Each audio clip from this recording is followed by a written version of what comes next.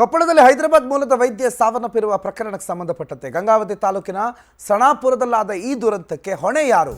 ಪ್ರವಾಸಕ್ಕೆ ಅಂತ ಕೊಪ್ಪಳಕ್ಕೆ ಬಂದಿದ್ದಂತ ಅನನ್ಯ ಎಲ್ಲಿ ತಂಗಿದ್ರು ಅನ್ನೋ ಪ್ರಶ್ನೆ ಇದೆ.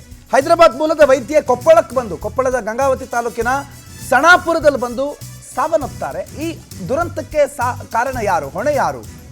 ಪ್ರವಾಸಕ್ಕೆ ಅಂತ ಕೊಪ್ಪಳಕ್ಕೆ ಬಂದಿದ್ರು, ಎಲ್ಲಿದ್ರು, ಯಾವ ರೆಸಾರ್ಟ್ ಅಲ್ಲಿ ಲಾಗಿನ್ ಮಾಡಿದ್ರು, ಯಾವಾಗ ಚೆಕ್ಔಟ್ ಮಾಡಿದ್ರು, ಚೆಕ್ಔಟ್ ಆಗಿದ್ರೆ ತುಂಗಭದ್ರಾ ನದಿ ಬಳಿ ಅನನ್ಯ ಯಾಕೆ ಹೋಗ್ತಾರೆ? ಈ ಎಲ್ಲ ಪ್ರಶ್ನೆಗಳು ಅನನ್ಯ ಸಾವಿನ ಸುತ್ತ ಹುಟ್ಕೊಂಡಿರುವಂಥ ಪ್ರಶ್ನೆಗಳು. ವೈದ್ಯ ಅನನ್ಯ ಮೋಹನ್ ಅವರ ಸಾವಿನ ಸುತ್ತ ಅನುಮಾನದ ಹುತ್ತಗಳು ಬೆಳೆದಿವೆ. ನಾರಾಯಣಪೇಟೆಯಲ್ಲಿ ಅಕ್ರಮ ರೆಸಾರ್ಟ್ಗಳಿವೆ. ವಿದೇಶಿಗರು, ಹೊರ ರಾಜ್ಯದ ಪ್ರವಾಸಿಗರು ಈ ರೆಸಾರ್ಟ್ಗಳಿಗೆ ಬರ್ತಾರೆ. ಅವ್ರಿಗೆ ಹಾಟ್ಸ್ಪಾಟ್ ಇದು. ಇಂಥ ಘಟನೆಗಳು ಸಾಕಷ್ಟು ನಡೆದರೂ ಕೂಡ ಯಾರೂ ಎಚ್ಚೆತ್ತುಕೊಳ್ಳಲ್ಲ. ಜಿಲ್ಲಾಡಳಿತ ಕೂಡ ಎಚ್ಚೆತ್ತುಕೊಳ್ಳಲ್ಲ. ಇದೆಲ್ಲ ನಿರ್ಬಂಧಿಸಿರುವ ಪ್ರದೇಶ, ರಿಸ್ಟ್ರಿಕ್ಟೆಡ್ ಏರಿಯಾಸ್.